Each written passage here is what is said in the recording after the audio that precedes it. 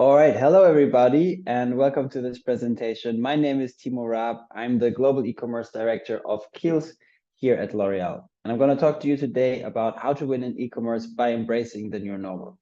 So we have seen a very strong acceleration in e-commerce over the last few years, especially during the COVID times. But now we really have to prepare for a new normal because consumers are going back to retail, and we see that e-commerce and retail are going to coexist, and we really have an omni-channel world in the future. If we look back at the development of e-commerce share over the last years, we have seen a tremendous acceleration after the COVID pandemic. So here in this graph, we will see the total e-commerce penetration in the United States, one of the biggest e-commerce markets in the world.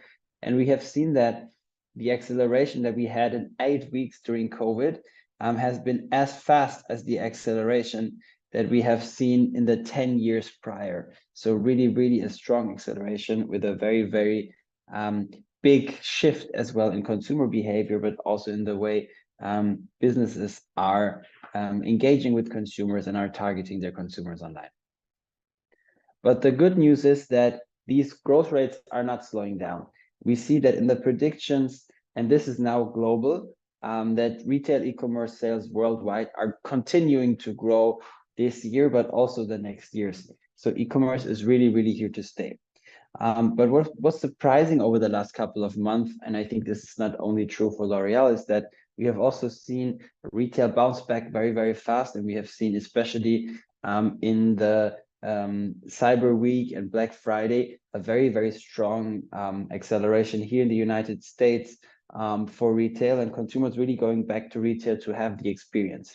So what we need to do in the future is to really find a business model that helps to coexist and that helps to have an omni-channel experience. Because e-commerce is not only accelerating, it will be the first consumer touch point. So it's shifting from just having a product page and selling a product to really being more holistic and really having an educational factor as well, giving consumers the opportunity to visit your site and to find your products there, to get educated, and then go to a store to experience the product, to maybe try it, and then go back to your online sites to replenish it. And the lines are going to be more and more blurry. So if we look at the vision of L'Oréal for the future, is we see 50% e-commerce share across all of our different brands and across all of our markets. So in the future, 50% of our business will be done on e-commerce. And the prediction right now is that this will be the case for 2025, but we know that already some of our brands are already there today. So if you just think that L'Oréal has a global turnover of around $30 billion worldwide, it means that $50 billion will be done on e-commerce. This is a huge figure, and of course, a huge part of the business, and it has a huge acceleration that comes with it. But also this growth is going to come with new challenges. As I said, 15 billion in turnover. This is a lot of logistics, a lot of parcels, a lot of sending packages directly to consumers. And I think for right now, we see 3 different challenges that will be very crucial in order for companies to be successful. The first one is acquisition costs. So we see a stronger competition in digital because consumers started to search online, and they will continue to search online. So also brands are more and more investing into acquiring consumers online and really targeting directly on search engines and in social. So it's really getting more expensive to acquire consumers in these channels. And 41% of brands plan to further increase their paid and organic search budgets. So search is really going to be one of the battlefields where we fight for consumers with our competitors, but also with retailers entering these new ways of advertising. The second point is data privacy. So consumers are more and more cautious about whom they give their data to. And this also makes it more difficult for companies to target consumers in the right way. So on the one hand, you have a higher acquisition cost, and on the other hand, you have more and more consumers opting out, which means that your return on ad spend, your efficiency in online advertising is decreasing. And then the third one is something that is related specifically to e-commerce, and this is sustainability. So this growing volume of order calls for a more sustainable supply chain that is integrated on a holistic way. So not only in terms of sending packages to consumer, but also in terms of how do we package these goods? How do we make sure that we have frustration-free packaging, that we don't have one packaging inside another packaging? And I think one brand that is really leading the way here is Nike with their sustainable packaging initiatives. So their move to zero, which is a very, very interesting case in my eyes. So if we look into the success factors and what has made us so successful at L'Oreal over the last 2 years, in 2022, I saw 3 success factors. The first one really was brand building and a focus on sharpening the brand image to increase visibility. So we see that in this world where we have this very, very strong competition online, and we move from going to a store where you have a shelf where you maybe see like 50, 60 to 100 products, to searching on your desktop, you only had 10. Now, if you look in your mobile phone, you only have maybe 3 results that you really see and that you really pay attention to. And if we look into the future of voice search, we know that it will only be 1 result. So the brand is becoming very, very important. The second part is loyalty. So really creating strong connection with consumers to increase customer lifetime value. So we see that the efficiency of a consumer that is loyal is much, much higher than the efficiency of a consumer that gets acquired, because the acquisition is something that takes a lot of time and a lot of budget. And then the third part really is sustainability. And here it's more a sharing of what we do today and our vision, and really giving you concrete examples, while for brand building and loyalty, I will give you some concrete examples today. Let's dive into brand building. So consumers trust strong brands, and this is not only the case for online, but overall. If you look into your purchasing behavior, you really trust strong brands, and the brand really helps you to build a connection and trust with the product that you're purchasing. So consumers today are 4 times more likely to purchase a product if they trust a brand. So this is even more the case for a brand when you have it online, and especially when you have different touch points in different markets and don't only sell on your direct to consumer. So here it's very important as well to be very consistent, so that consumers, they see your brand, they trust it, and that they can also see it across all of the channels in a consistent execution. So if we look into the online ecosystem, brand building can be done through e-commerce, and it can be done very, very successful.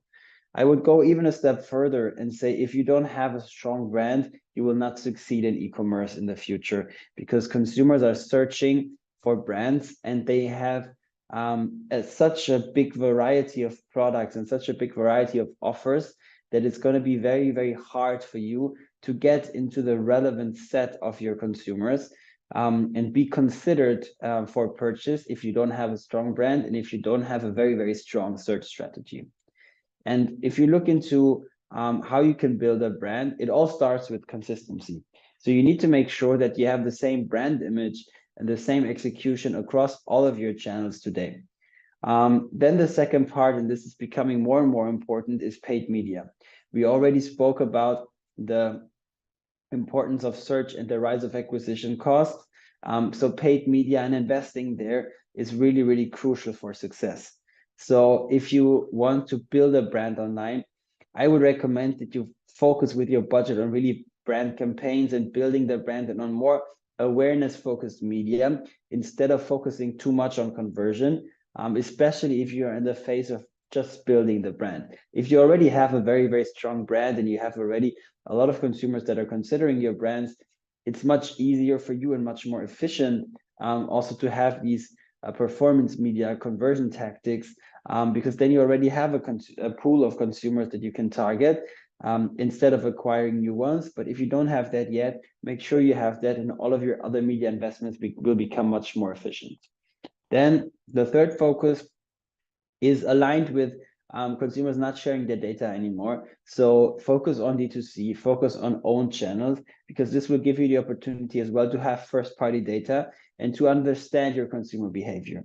if you solely rely on retail partnerships, it will become very, very hard for you to understand the full consumer behavior and understand how consumers interact with your brand, what they click, what they like, and what kind of product could be interesting for the future.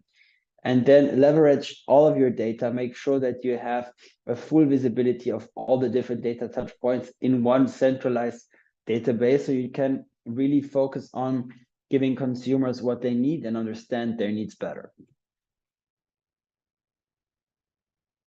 One of the things that is really, really interesting if you have a direct-to-consumer website is also using that as a flagship. So on the one hand, you can generate first-party data to create an elevated experience, to make sure that what you have on your site is backed by data and by A/B testing. So you really understand what works, what kind of content, what kind of consumer journey, what kind of separation and best practices in terms of bestsellers, in terms of navigation will help you to convert more. So you can then use that to also improve the collaboration with your retailers and improve the usability on these sites. And you can optimize the consumer journey based on real data, which will help you to better understand how consumers search on your site, how consumers navigate, and in the end, what makes consumers buy a product and what makes consumers increase their conversion. The second part that I want to share with you today is regarding loyalty. So loyalty is all about creating strong connections with consumers and increasing the customer lifetime value. And if we look into the value of data and the recent development, we have seen that Apple was leading the way with iOS 14, giving more powers to consumer and giving the powers back to consumers about their data and really giving them the opportunity to decide with whom they want to share their data.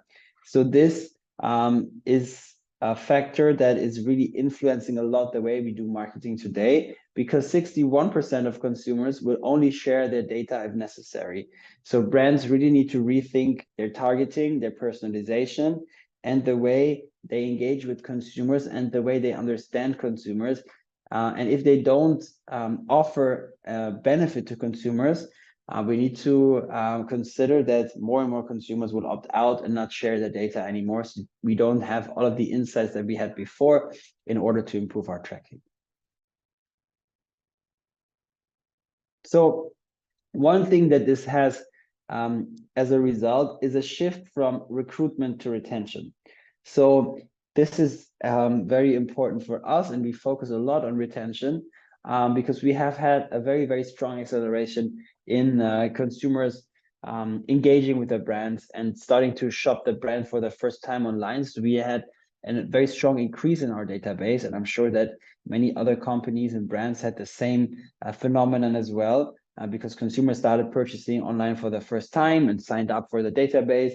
And so now it's really about making sure that you have this treasure of data and you have all of these insights, but also making sure that you have a repurchase there and that you really start bringing these consumers into a loyalty loop. So shifting from media sampling and sign up to recruit new consumers to CRM triggers, personalized offers, and loyalty measures in order to increase their lifetime value. And if we look into the quote of Nicolas Hieronymus, who's the CEO of L'Oréal, who said, in the future, 1% more retention will be as valuable as 1% of market share increase. It shows A, that it's present at top management level, and B, that it's very, very important for him and that he really sees this as a key business driver for the future. And this is why we all focus so much on that and really try to understand what we can do in order to increase the customer lifetime value, how we can loyalize and how we can build offers that will make consumers more loyal to the brand. And in the end, that will make them convert more over a longer period of time as well. So it's shifting from maybe a date to more of a long-term relationship with a consumer, really making sure that you have this relationship and that you understand the consumers and that you are there in different phases of the lives and the years of the consumers to come. One thing that is an interesting approach in order to loyalize and in order to generate data is increasing services. So one thing that we have done during COVID for Kerastase, which is a luxury hair care brand that has a very, very broad portfolio of specific products, is that we have seen that usually the products have been prescribed, if you want, so by hairdressers that really recommended the routines, the product based on the hair needs of the consumers. And this, of course, was not possible anymore during the lockdowns and COVID. So we really wanted to give consumers the same experience, the same expertise that our hairdressers were giving them by offering an online tool. So we have launched an online diagnosis that you can see on the left-hand side with a very easy questionnaire where you had only to answer a few questions. And we did that based on the insights of our hairdressers and accelerated by artificial intelligence, so that consumers will get the personalized routines, the recommended products. And this was something where we see that consumers were very willing to give their data, and they really were sharing their data without hesitation because they had some value back for it. So we see that on the one hand, we increased our average order value because we recommended products that they might have not considered before, increased our conversion rate, and had an incredible increase in database sign up by 13%. That really helped us to learn more about consumers and also to generate these insights for product development, also for product placement, and for deciding which products we bundle with each other, and how we can have our offers there. So it really shows the interest of consumers, that it works also in terms of business, and it really increases the engagement, the time spent with the brand. And now let's jump into sustainability, a very, very big topic for all of us in the future, but already today. And I want to share what we're doing at L'Oreal in order to move the needle here, in order to lead the way. And if we look at the figures before we jump into what we're doing at L'Oreal, we see that consumers move from being concerned, where they said sustainable goods, where they search for sustainable goods, and it's a very strong increase year over year, to being concerned. They say 77% say that they're concerned about environmental footprints and products they buy. And now for the first time, they're also willing to put money behind. While the years before, everybody said they were concerned, but in the end, they ended up buying the products that did the same environmental footprint that they did before. They also took the same flights, had the same behavior that they had before, while still being concerned. Now consumers start to be willing to pay more from a brand that has a clear sustainability commitment. So it really shows the willingness to pay of the consumers, which will then influence even stronger the commitment of big corporations and brands in the future. And for L'Oreal, this is key. And one of our extra financial goals as well is to be an exemplary citizen of the world, which is why we have launched our L'Oreal commitments. So it's called L'Oreal for the Future. It's a full program of a very holistic approach with a lot of different factors. So reduction of water, packaging, environmental footprint of our buildings, reduction of CO2, all of that. So it's a program, you can Google it. It's called L'Oreal for the Future. We are very transparent on what we are planning there, what our progress is. But I wanted to take off a few examples here that are linked to e-commerce. So overall, what we're trying to do by 2030 is to reduce our greenhouse gases linked to the transportation of products by 50%, by optimizing our e-commerce packaging, and reducing the packaging intensity. So also making sure that we don't have a package within a package. Then in 2025, 100% of our plastic packaging will be refillable, reusable, recyclable, or compostable. And in 2030, 100% of our plastic use in packaging will be either from recycled or bio-based sources. So we really lead the way here.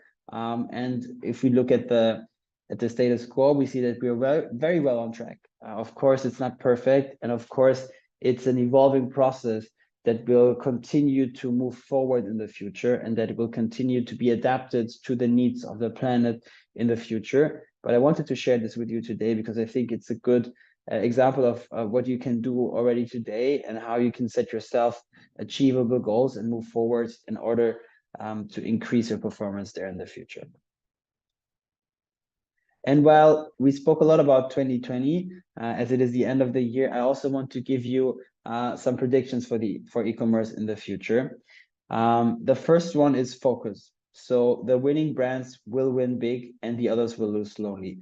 So brands that focus on their own brand and focus on a few products, on a handful of products that they will make big, will be the ones winning. If you look into all of the big success stories in e-commerce, it's not the ones that have thousands of products.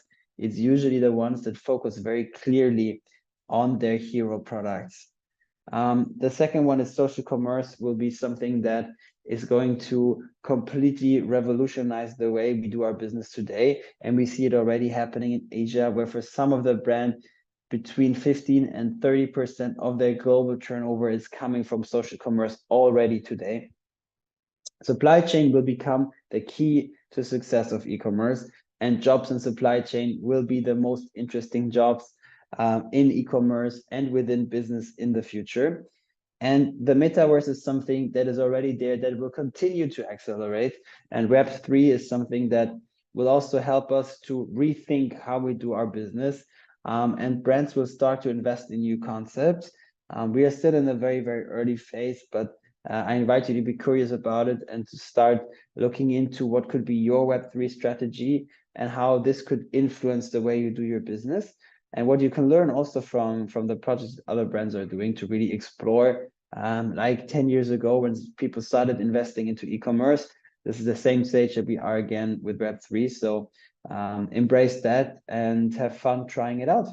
And I hope the presentation was insightful and interesting for you. I thank you for your attention in this online format. And if you should have any questions, I'm here for your answers. If you want to, you can reach out on LinkedIn. I'm happy to share with you any further feedbacks, and thank you for listening.